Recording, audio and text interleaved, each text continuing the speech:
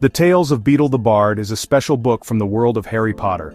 It is a collection of 5 fairy tales, stories that wizarding children grow up hearing.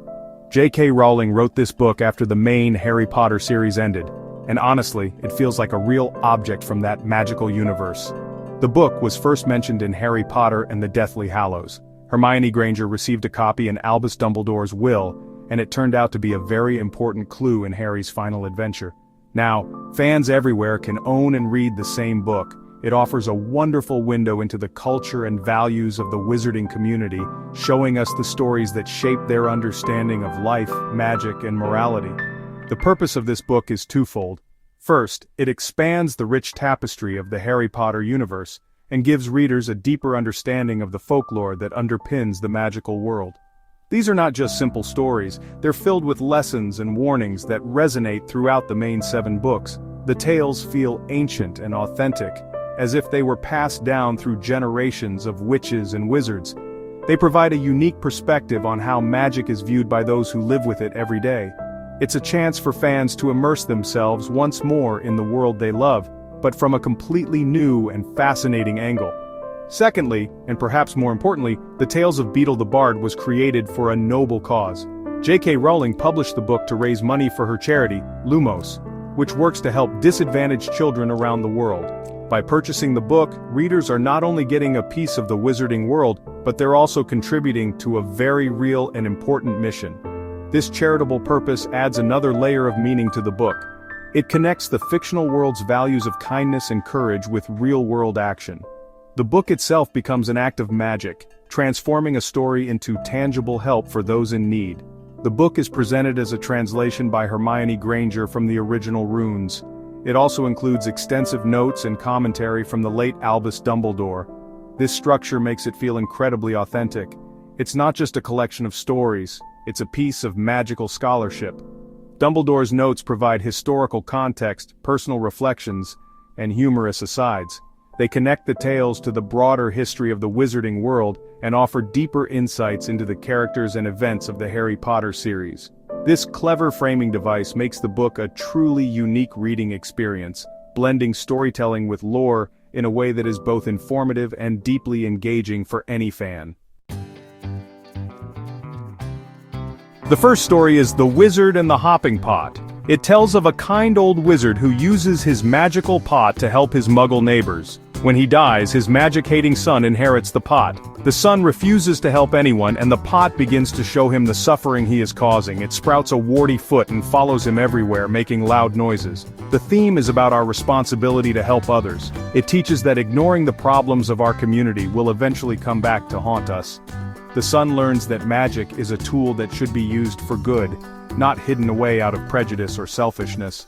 The second tale, The Fountain of Fair Fortune, is about 4 individuals seeking a magical fountain that promises to solve all their problems. A witch, a knight, a rich merchant, and a heartbroken woman face 3 challenges together on their way to the fountain. They overcome these obstacles by helping one another. In the end, they discover that they had the power to solve their own problems all along. The fountain itself was not the source of magic. Their own courage, kindness, and cooperation were. This story highlights the theme of self-reliance and the idea that true solutions come from within, not from external magical fixes.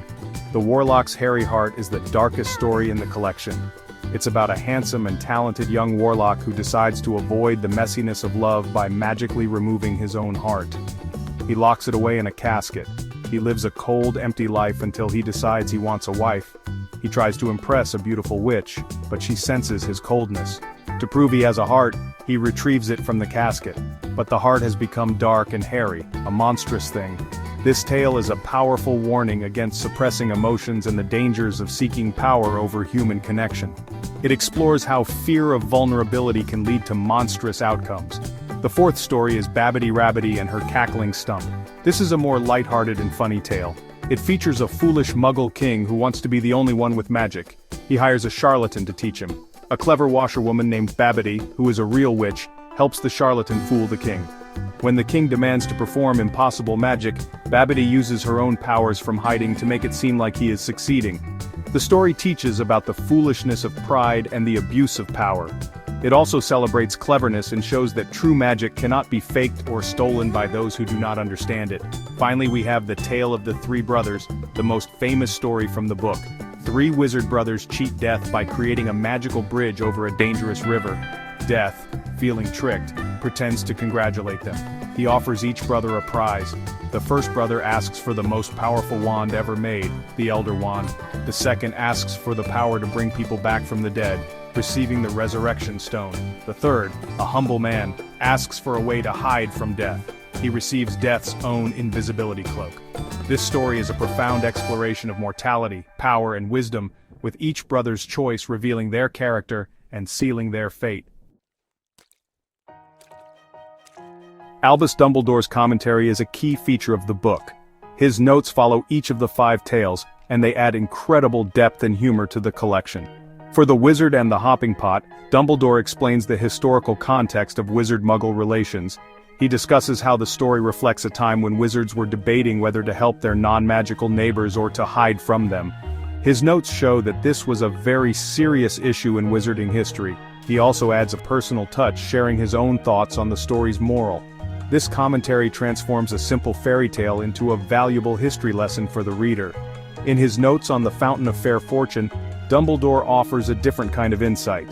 He talks about how the story has been changed over the years. Some wizards did not like the story's message about self-reliance. They wanted to believe that magic could solve everything. Dumbledore points out that this is a dangerous way of thinking. He uses the commentary to reinforce the story's true theme, that our own abilities and choices are more powerful than any external magic. His notes are both a literary analysis and a philosophical reflection, adding layers of meaning that encourage the reader to think more deeply about the tale. Dumbledore's commentary on the warlock's hairy heart is particularly interesting.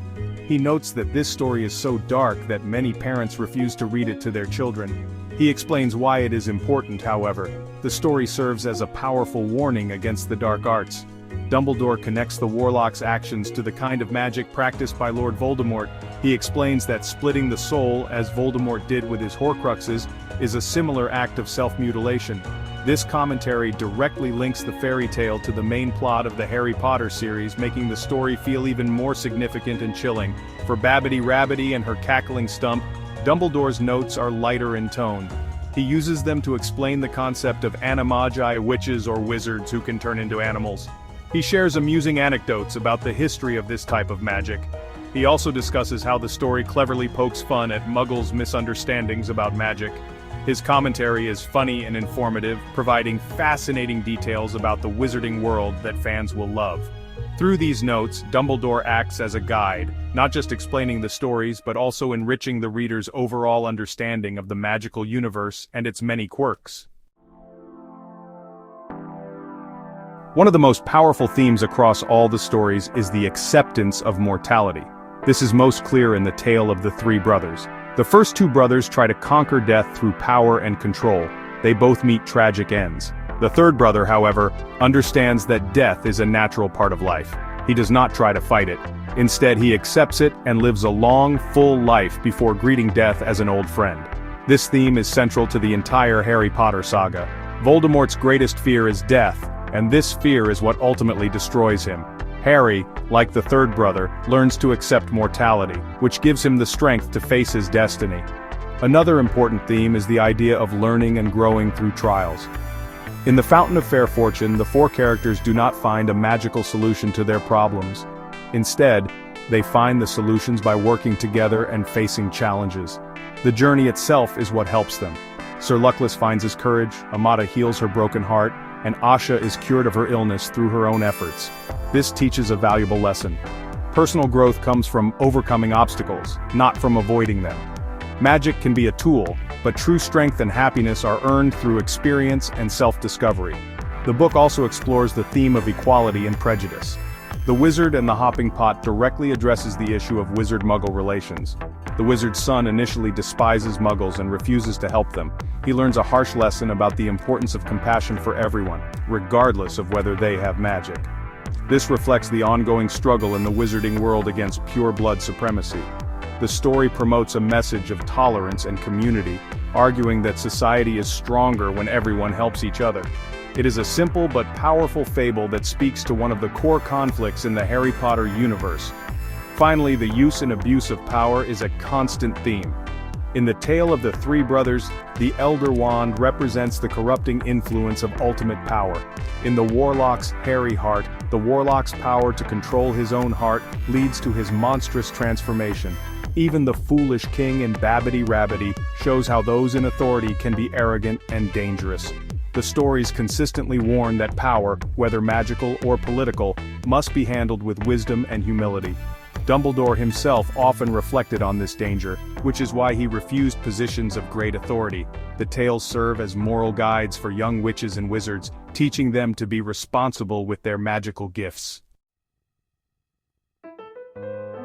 J.K. Rowling's writing style in the Tales of Beedle the Bard is simple and direct, perfectly capturing the feeling of classic fairy tales.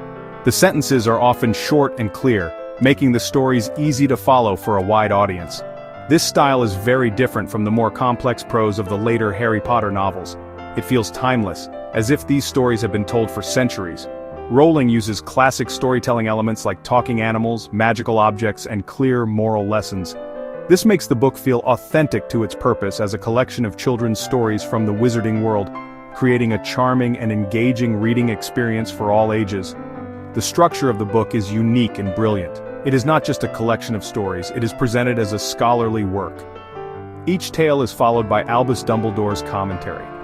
This dual structure adds a wonderful layer of depth.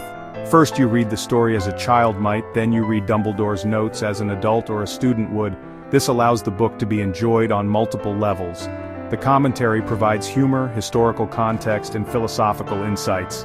It connects the simple tales to the complex world and characters of the Harry Potter series, making the entire package feel richer and more complete. The book's connection to the wider Harry Potter universe is one of its greatest strengths. The tale of the three brothers is the most obvious and important link. It explains the origin of the Deathly Hallows, which are central to the plot of the final Harry Potter book. Reading the tale gives fans a deeper appreciation for the Elder Wand, the Resurrection Stone, and the Invisibility Cloak. But the connections go beyond just this one story. Dumbledore's notes are filled with references to characters, places, and events from the main series. He mentions the Malfoy family, Hogwarts, and even his own personal history, weaving the tales seamlessly into the fabric of the wizarding world. The physical design of the book also deserves praise. The published editions are beautifully crafted to look like a real old book of fairy tales. The cover has an elegant, classic design. Inside, there are charming illustrations done by J.K. Rowling herself. These simple, woodcut style drawings add to the book's authentic feel. They are not overly detailed, which allows the reader's imagination to fill in the gaps. The inclusion of an introduction by Rowling explaining the book's charity purpose, and a foreword by the translator Hermione Granger, further enhances the illusion that this is a real artifact from another world. The care taken with the book's presentation makes it a beautiful object to own and a joy to read. Despite its many strengths, the Tales of Beedle the Bard is not without some minor limitations. The most obvious is its length. It is a very short book. Readers can easily finish it in a single sitting. Some may wish for more stories or more extensive commentary. Additionally, the tone of Dumbledore's notes can sometimes feel a bit academic. While this adds to the book's authenticity, it might be less engaging for younger readers or those who are not deeply invested in the lore of the wizarding world. These are small criticisms, however, and they do not take away from the overall quality and charm of the book. It succeeds perfectly in what it sets out to do. The book's impact and legacy are significant. It provided a wonderful gift to fans who were sad to see the Harry Potter series end. It showed that the wizarding world was still full of stories to be told. The book's success also demonstrated the power of storytelling to do good in the real world. By raising millions for the Lumos charity, it turned a fictional work into a force for positive change. The Tales of Beedle the Bard set a precedent for other companion books, like Quidditch Through the Ages, proving that there was a strong appetite for more content from the wizarding world. It has become a beloved and essential part of the expanded Harry Potter canon. In conclusion, The Tales of Beedle the Bard is a delightful and essential read for any Harry Potter fan. It is a masterfully crafted piece of world building that is both entertaining and insightful. The 5 stories are charming, and Dumbledore's commentary adds humor, wisdom, and a wealth of new information about the magical universe. The book explores deep themes of mortality, power, and compassion with a light touch that is suitable for all ages. While it may be short, its value is immense. It enriches the main series, provides a satisfying dose of nostalgia, and contributes to a worthy cause. For new readers, the book can also serve as a gentle introduction to the magic and morals of J.K. Rowling's world. The stories stand on their own as classic fairy tales with timeless lessons. However, its true magic lies in its connection to the larger saga. For those who have journeyed with Harry from the beginning, this book is like a cherished letter from an old friend. It is a small but perfect gem that offers one last look into the mind of Albus Dumbledore and the heart of the wizarding world. It is, without a doubt, a treasure for any bookshelf, magical or otherwise.